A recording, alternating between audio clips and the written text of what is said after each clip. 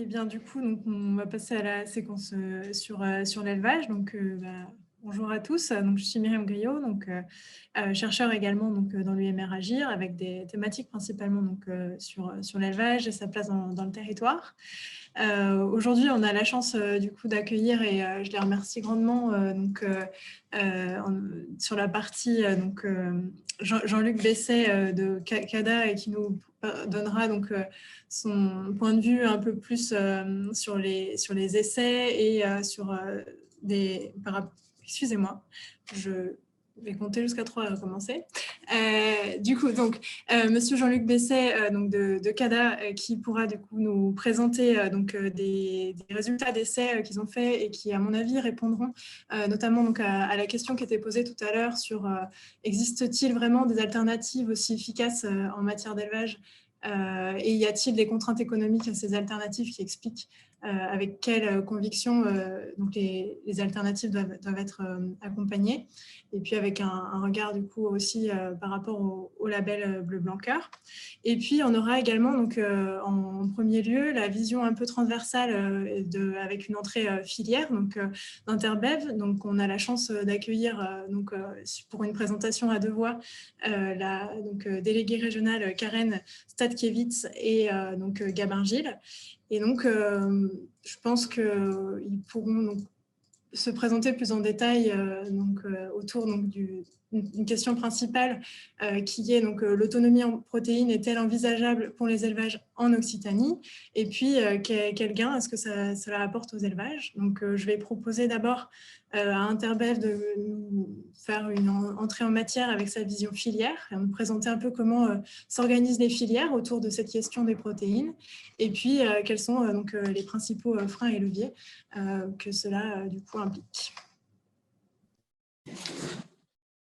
Donc, bonjour, on est rassemblés tous les trois là pour aborder cette thématique dans cet atelier.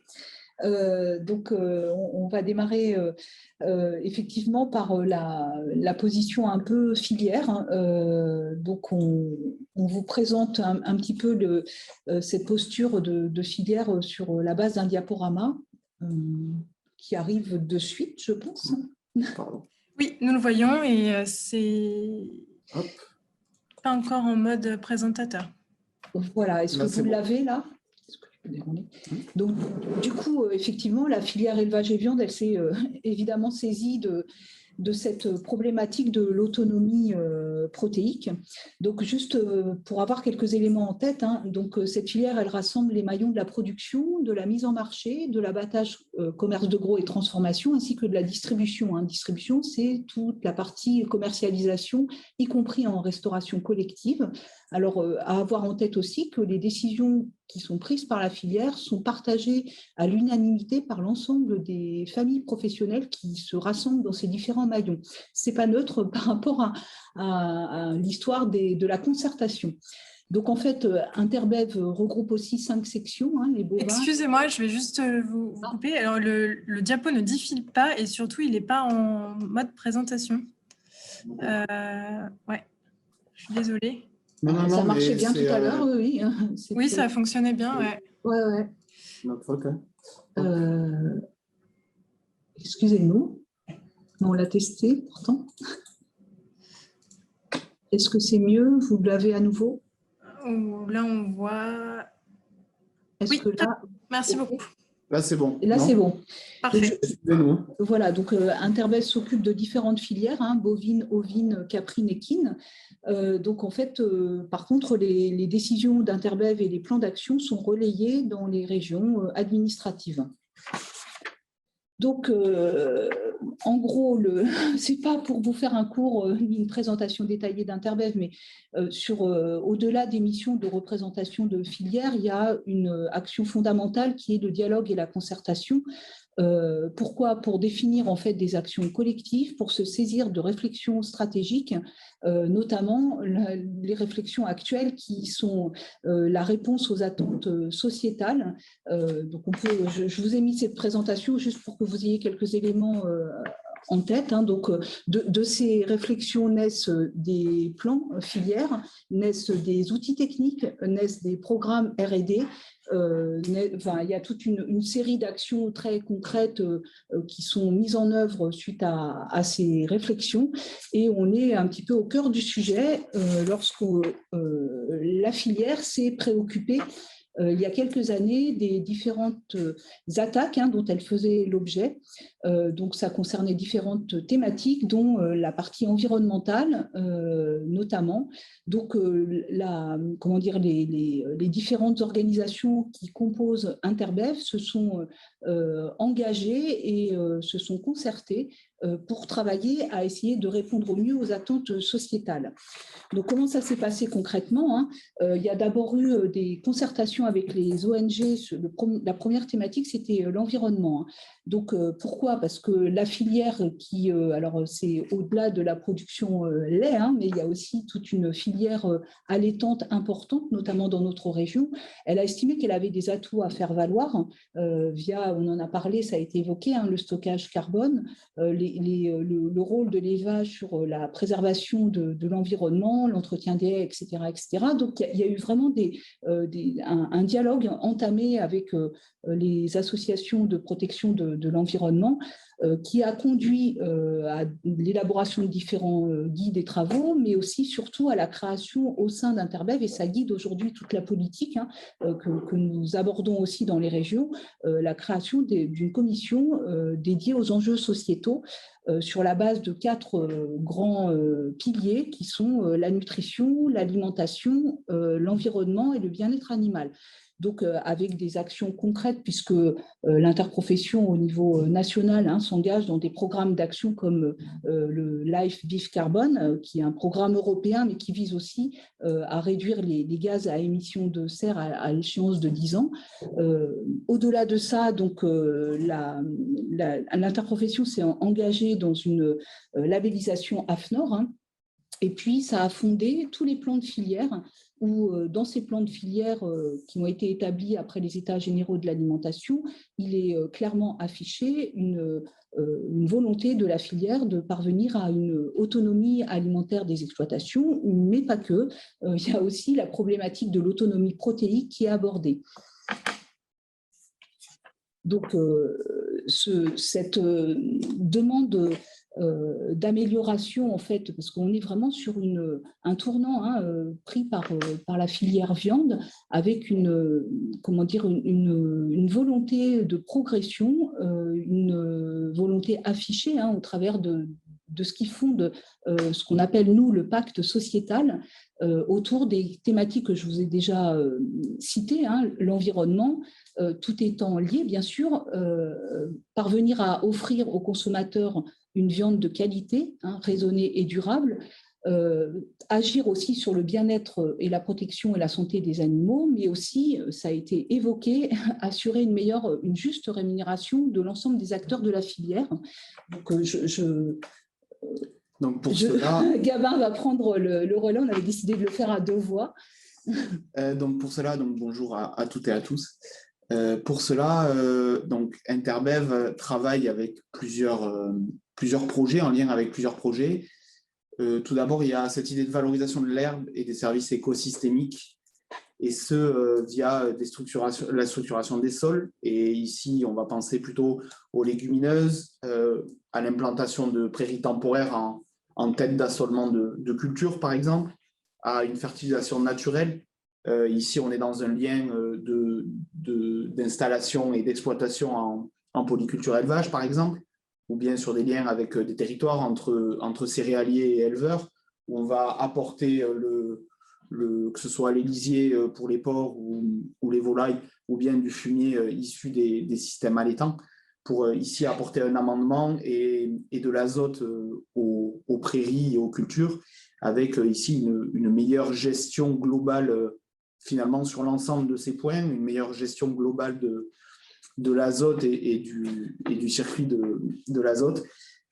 C'est ensuite un meilleur stockage carbone, donc comme l'a pu le dire Michel Duru en début de séminaire et d'atelier, les stockages carbone est beaucoup plus efficient quand on parle de prairies temporaires, de prairies jeunes. Donc, c'est pour ça qu'aujourd'hui, il y a vraiment un gros travail qui est fait sur l'implantation de prairies temporaires dans les assolements.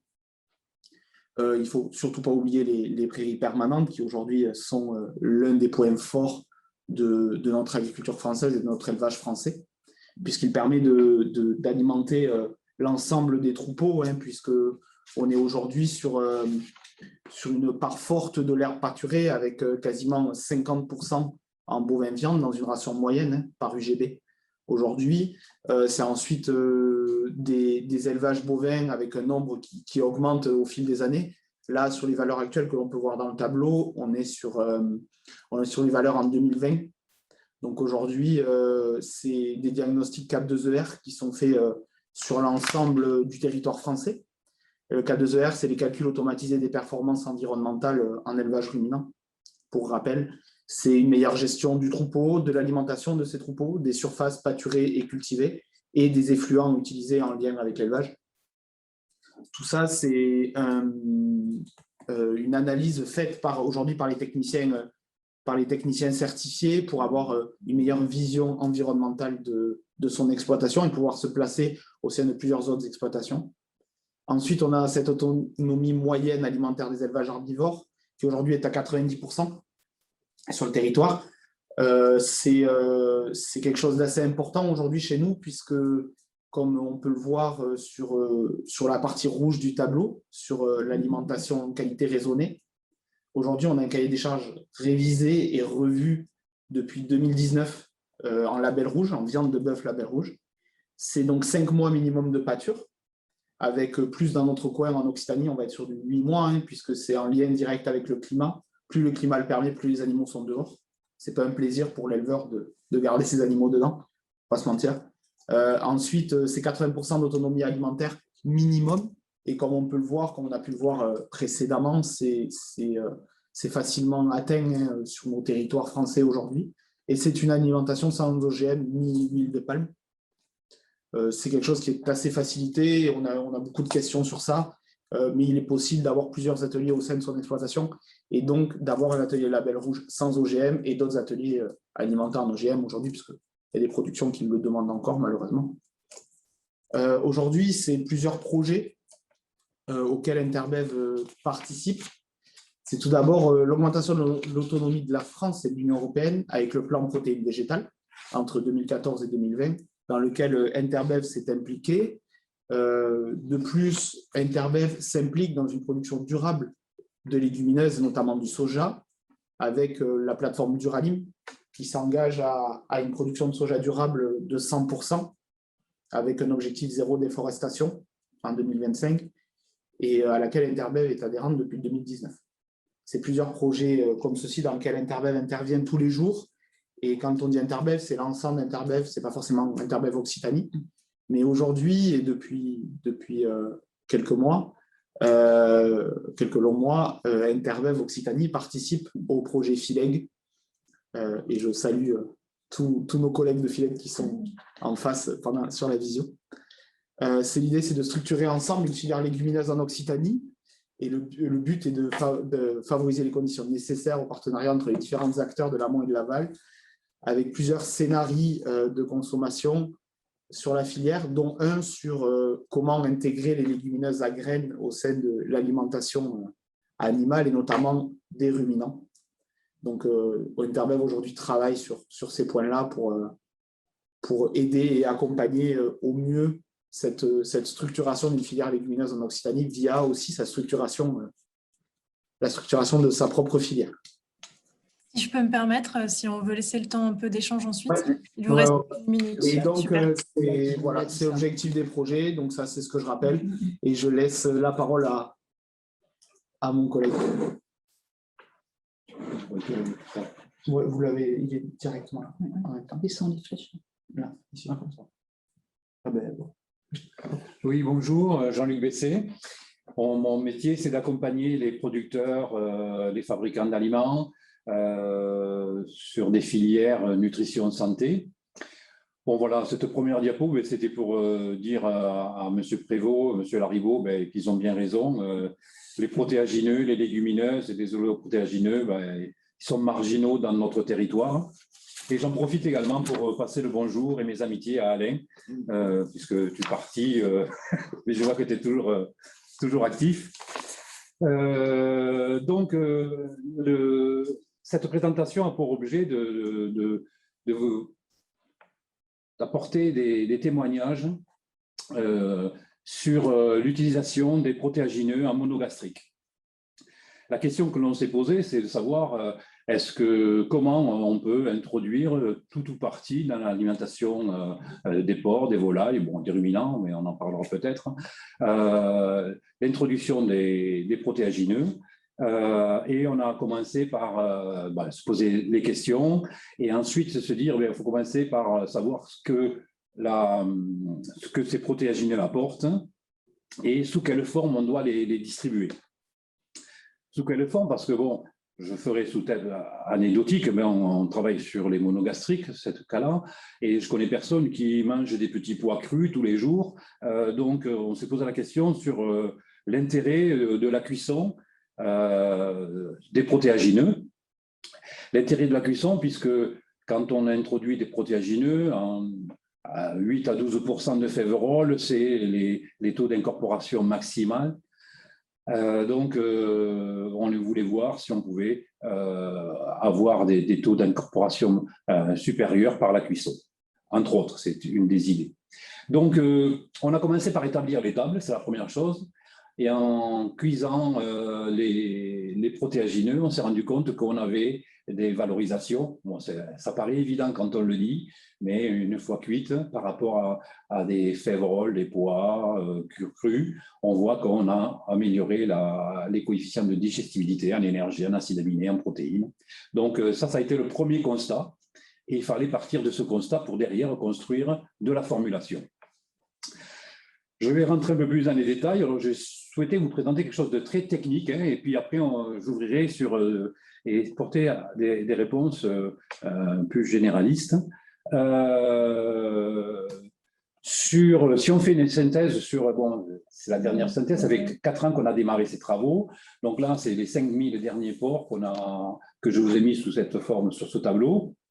Eh bien, on voit que quand on a substitué complètement sur les 120 derniers jours de vie des porcs charcutiers, eh bien, on voit qu'on a des performances au moins égales, voire supérieures, en remplaçant le tourteau de soja importé, je précise bien, pas le soja dont parlait tout à l'heure M. Prévost, français. Le soja importé, on voit qu'on a des performances, donc plus de GMQ, meilleur indice de consommation, et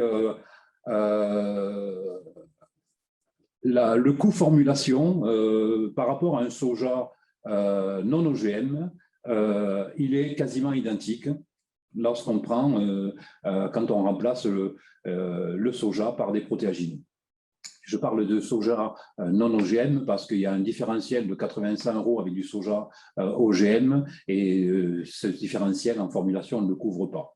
Mais quand on compare du non OGM avec du non OGM, on se retrouve ISO, coût formulation et performance au moins égale, voire supérieure. Donc, déjà, en cuisant des protéagineux, on obtient des résultats identiques qu'avec du soja. Je pense que ça répondra à pas mal de questions qui sont sous-jacentes et qui ont déjà été posées. Sur la partie porc, c'est la partie la plus facile, sur le monogastrique. Ensuite, j'ai voulu travailler sur l'élevage complet. Quand je parle d'élevage complet, donc un truie, porcelet, porc charcutier. Et depuis 2 ans et demi, j'ai mis en place un projet chez un éleveur. Là, je vais vous présenter le second projet chez un second éleveur où on a remplacé tout le soja par des protéagineux cuits. Alors, voilà comment se lit ce tableau. Éleveur de 140 truies, naisseurs, engraisseurs. Sa consommation annuelle en blé, en orge, en soja était de, vous avez des tonnages et un petit peu de fibres pour apporter un peu de lest et de sécurité alimentaire. Et la seconde colonne, c'est le même élevage avec donc un peu de soja expelleur français pour la partie porcelée pour des raisons de sécurité, du colza en remplacement du soja. Et puis, donc, ce qui s'appelle Innovoro, là, c'est un nom voilà, technique, c'est des pois et des féveroles extrudés. Et là, on se rend compte que sur 640 truies, on est capable de substituer entièrement le soja d'importation.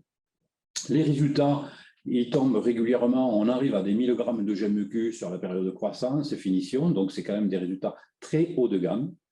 Et on voit aussi que, moi, ce qui m'a paru, quand j'ai fait ces formules, c'est qu'on était à 70%, on est chez un éleveur qui fabrique à la ferme, en gros 70% de céréales et 20% de soja, et là on en passe à 60% de céréales et donc pratiquement 35% de support protéique.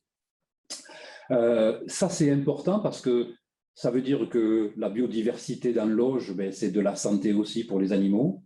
Quand on n'est que soja, céréales, eh bien, la moitié des protéines sont apportées par les céréales, l'autre moitié par le soja. Là, déjà, c'est déjà une source importante de biodiversité, et c'est la biodiversité dans les sols, puisqu'en amont, il a fallu produire.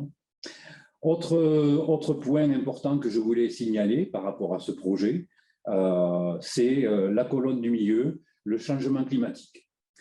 Donc, je résume, résultats identiques, voire supérieurs.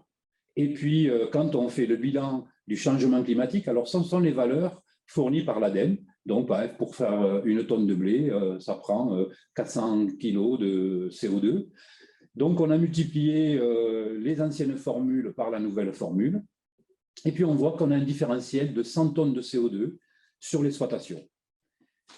Donc, en synthèse, sur les différents élevages que je suis, quand on supprime une tonne de soja en formulation, c'est l'équivalent d'une tonne de CO2 économisée pour la planète.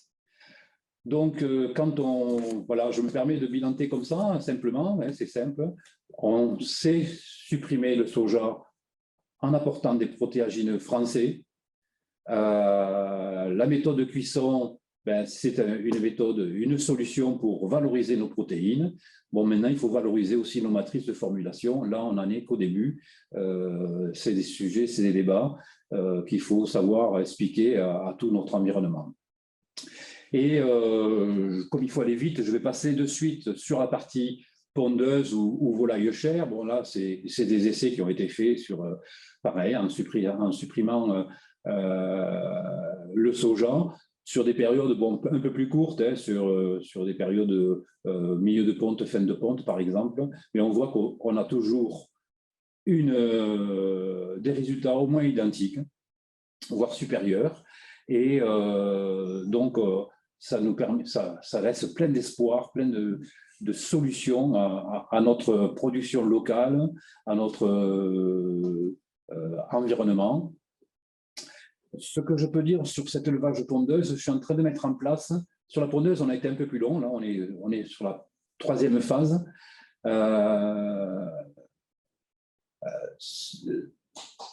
On a commencé par supprimer partiellement le soja, parce que sur les jeunes animaux, hein, sur les jeunes volailles, on avait la peur de ne pas pouvoir avoir de réponse technique.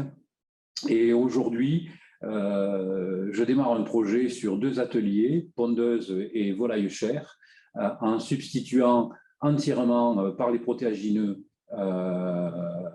le soja. Et on a créé un nouveau produit à base de soja, de graines de soja extrudées françaises, avec de la févorole dépelliculée, parce que bon, la fibre et le cumul de fibres peut engendrer des irritations chez les jeunes oiseaux. Donc voilà l'idée. Et ce qui fait qu'aujourd'hui, je le confirme par ces tests, par ces résultats, par les témoignages d'éleveurs, c'est possible.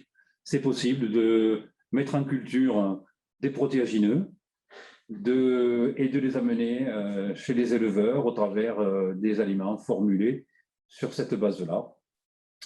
Donc je voulais, Michel m'avait demandé d'apporter des réponses. Je pense que je ne peux pas vous donner meilleurs espoirs. Moi, je suis très satisfait ces 4 ans de boulot qu'on a passé avec les éleveurs, parce qu'il faut quand même prendre en considération qu'au début, c'est un risque. Le soja, supprimer le soja dans la tête des gens, c'est pas possible. Mais oui, c'est possible. C'est possible. Après, comme disaient les producteurs, la production végétale, ben, c'est une histoire de volonté, c'est une histoire de filière. Vouloir construire ces filières. Voilà. Je veux répondre aussi, je ne suis pas un anti-soja, loin de là, mais le soja d'importation, pourquoi on a fait ce choix? Et c'est parce que c'est un produit, la déforestation, c'est parce que j'ai entendu Michel Duru dire c'est aussi un vecteur et un apporteur de glyphosate dans nos assiettes. C'est également donc un apporteur d'OGM et j'ai dernièrement travaillé sur un dossier.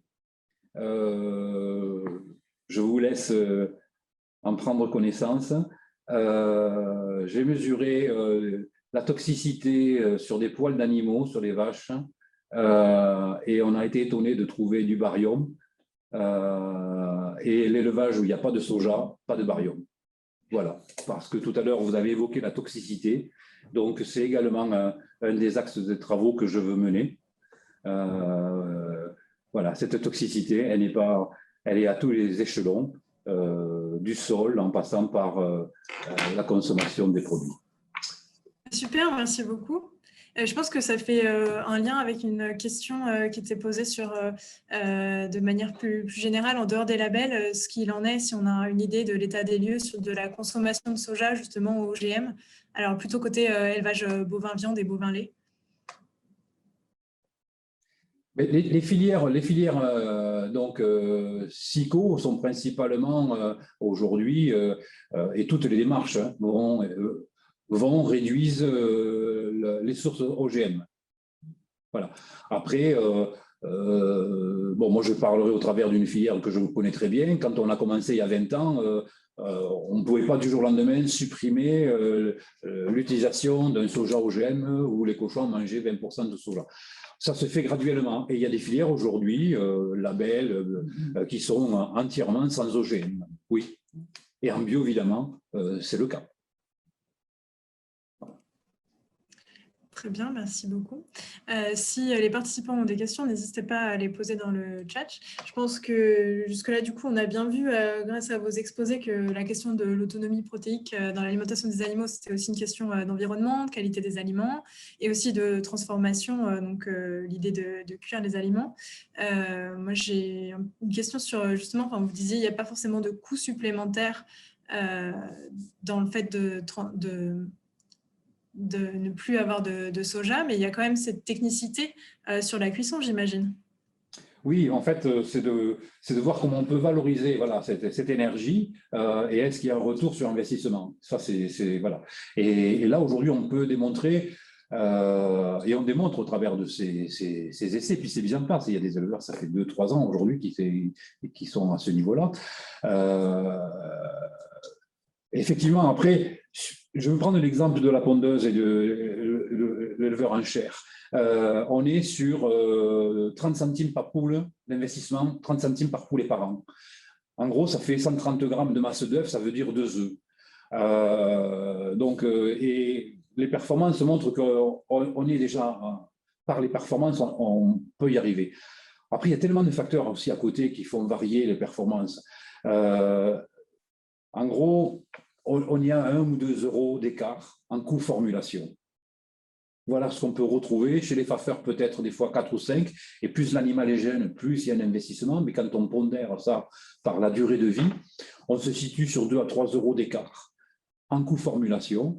Et quand on voit les résultats, et c'est pour ça que j'ai parlé de toxicité, que j'ai parlé de biodiversité, j'ai le sentiment que on va aller plus loin, mais les résultats favorables que l'on trouve par rapport au soja, c'est peut-être lié aussi à l'utilisation de cette biodiversité, à peut-être moins de toxicité, parce qu'on traite à l'exemple, parce que ceci. Et pendant 40 ans, on a pensé il l'a dit Michel tout à l'heure, maïs-soja. On est formaté dans ce schéma. On pense que la seule source protéique pour les animaux, plutôt les monogastriques, c'est le soja. Mais voilà, aujourd'hui, peut-être on est en train d'ouvrir une autre voie en disant il y a déjà le tournesol qui est rentré, il y a déjà le colza, et certainement les protéagineux ont leur place. Voilà ce qu'on veut dire, uniquement ça. Ok. Bien, merci beaucoup. On a une question particulièrement ciblée sur Interbev qui fait aussi écho à une question qu'on avait dans les inscriptions. Donc là, la question, c'est à quelle échelle travaillez-vous l'autonomie alimentaire? Est-ce l'exploitation ou le territoire? Et il y avait aussi des questions sur la partie échange entre céréaliers et éleveurs. Vous en avez mentionné dans les projets. Comment est-ce que vous travaillez là-dessus? Donc je pense que ces deux questions peuvent se regarder en miroir. Alors, par rapport à cette question sur l'échelle, sur l'autonomie alimentaire, bon, les plans de filière fixent des objectifs à l'échelle du territoire, qu'on essaye de réfléchir à l'échelle du territoire plus régional en s'interrogeant évidemment sur cette dimension. C'est un petit peu les questionnements que nous avons au sein du travail que nous avons engagé avec FILEG. Il y a différentes échelles dont il va falloir prendre compte, donc régional, parce que là on est sur plutôt un projet régional, mais sans oublier la taille de l'exploitation. Et évidemment, on est en train d'amorcer ce travail, donc c'est peut-être un peu prématuré, mais on a bien conscience de ces dimensions différentes qu'il faut envisager, tout en prenant aussi le cadre un petit peu plus national de notre filière dans son entier. Par rapport aux échanges, il y avait l'autre partie de la question. Par rapport aux échanges céréaliers-éleveurs, peut-être. Il y a différents GI2E, il y a nous, Interbev suit ces différents échanges et ces différentes évolutions au travers de plusieurs projets, de plusieurs groupes d'intérêts économiques et environnementaux. Après, en tant qu'Interbev, on n'est pas directement lié à la relation éleveur-céréalier qu'il peut y avoir. C'est plus, ça va être plus vraiment l'amont production qui va s'en occuper et vraiment sur ces relations territoriales que l'on a entre les différents métiers de l'agriculture. On n'est pas partie prenante directe en fait. Mais c'est des exemples qui sont mis aujourd'hui en place sur le terrain avec ces échanges que l'on a sur des territoires, qu'importe l'échelle, que ce soit à l'échelle d'une vallée, d'un bassin versant, etc. Plus on grandit, mais c'est vrai qu'aujourd'hui, nous, on est en tant qu'interprofession, on ne peut pas réfléchir à l'élevage ou à un acteur en direct. On est vraiment sur l'ensemble de la filière et donc sur des territoires assez grands. Là, sur les projets que l'on a aujourd'hui avec FILEG, c'est un projet régional. Donc, c'est à la région. Et ensuite, sur ce qui est Duralim, Cap2ER, Live Beef Carbone, là, pour le coup, on est sur du national, voire de l'européen. Voilà. Est-ce que vous voyez que, par exemple, des structurations au niveau de la production peuvent du coup quand même faire boule de neige sur des structurations au niveau des transformateurs et les interactions, des choses comme ça? Oui, tout à fait. Par exemple, je pense que votre question, Myriam, rejoint la question de Michel Duru sur la stratégie régionale d'Interbev pour communiquer sur le monde de l'alimentation. Interbev, donc comme l'a présenté Karen, et Karen, vous me coupez si je ne suis pas assez bon, mais l'idée c'est qu'en fait, on est sur l'ensemble de la filière, donc on va de la fourche à la fourchette ou inversement. Donc nous sommes jusqu'à la restauration, jusqu'à la distribution au grand public ou à la restauration hors domicile. Donc le rôle d'Interbev aujourd'hui est de vraiment communiquer sur cette balance nutritionnelle et alimentaire. Aujourd'hui, et nous en sommes persuadés, même au sein d'Interbev, la place des légumineuses a un rôle essentiel à jouer dans notre alimentation humaine, aussi bien dans celle animale. Donc aujourd'hui, on est vraiment, nous, sur cette communication-là, et par exemple, par des projets où nous avons, alors qui peut être vu un peu comme lobby par des gens qui sont un peu contre l'élevage, mais ça, voilà. C'est l'idée d'avoir aujourd'hui un éleveur ou une éleveuse et un nutritionniste ou nutritionniste qui vont tous les deux dans les écoles par paire, dans les écoles primaires, et essayer de former les enfants et former donc les futurs consommateurs. Et je rejoins M. Laribaud tout à l'heure qui en parlait, c'est vraiment former la future génération à une consommation plus raisonnée de viande, parce que nous, on n'est pas là pour dire mangez que de la viande, parce que ce n'est pas non plus la solution, on l'a vu avec la présentation de Michel, c'est vraiment avoir moins mais mieux. Et notre gros fer de lance aujourd'hui au sein d'Interpro, c'est le label rouge, avec une consommation vraiment de meilleure qualité, puisque le label, c'est certifié une viande de meilleure qualité organoleptique, et une meilleure qualité environnementale sur l'ensemble. Et l'éleveur n'est pas là pour parler de la viande, il est là pour parler de son métier d'agriculteur en lien direct avec l'environnement. Donc, on est vraiment sur une question plus large et sur un équilibre alimentaire. Sur quelle part il faut avoir de viande, quelle part de légumineuses, quelle part de fibres, etc. Oui. D'autant que je vous ai resitué que ces questions se traitent notamment au sein d'une commission qui vraiment relève et traite des questions d'enjeux sociétaux, la nutrition, la qualité de l'alimentation, le lien aussi entre protéines végétales et menus à base de viande, parce que nous, on n'est pas partisans d'opposer les choses, on est au contraire plutôt à se dire il est important d'aller vers un objectif global de montée en gamme à tout niveau, mais aussi de savoir allier les ressources issues du végétal et celles de l'animal. Donc, on est vraiment dans cette mouvance-là, avec la chance en plus dans la région Occitanie, pour nous, comité régional de la filière, d'avoir le partenariat que nous avons avec, par exemple, Fileg, ou d'être associés aux travaux qui sont actuellement menés par la région, qui a, elle aussi, décrété comme majeur, en fait, l'autonomie protéique des élevages au travers de son contrat élevage. Donc, on est contributeur. Alors, c'est vrai qu'on n'est pas directement au quotidien attaché à chaque éleveur pour essayer de voir l'amélioration possible de ces pratiques et la sensibilisation à le faire. On se repose sur nos maillons et nos organisations professionnelles du milieu de l'élevage pour contribuer, et on sait les mobiliser. Voilà. Super, merci beaucoup. Merci. C'est vrai que le temps était assez court, il est déjà 45. Il restait une question de Marie-Benoît. Alors, à moins que vous ayez une réponse en 30 secondes, je vais que vous concertiez. Sinon, peut-être qu'on peut laisser, parce que je pense que c'est important d'avoir 5 minutes de pause. Vous pourrez peut-être répondre par écrit si ça ne vous dérange pas. On répondra par écrit à cette question, parce que c'est une question très large. Oui, tout à fait. Pour le coup, et selon moi, une vision, c'est une vision très subjective des choses. Là, apporter avec une vision objective rapidement, ça va être très compliqué. Et sans biaiser la réponse. Voilà, ça relève plus, là, pour le coup, comme je disais tout à l'heure, on n'est pas sur un aspect filière, on est vraiment sur un aspect OP, et on est sur une partie de la filière, un maillon de la chaîne de production. Et là, comme ça, on ne pourrait pas y répondre directement. Super, merci beaucoup. Merci pour votre intervention. Et puis, je propose à tous qu'on prenne 4 minutes de pause.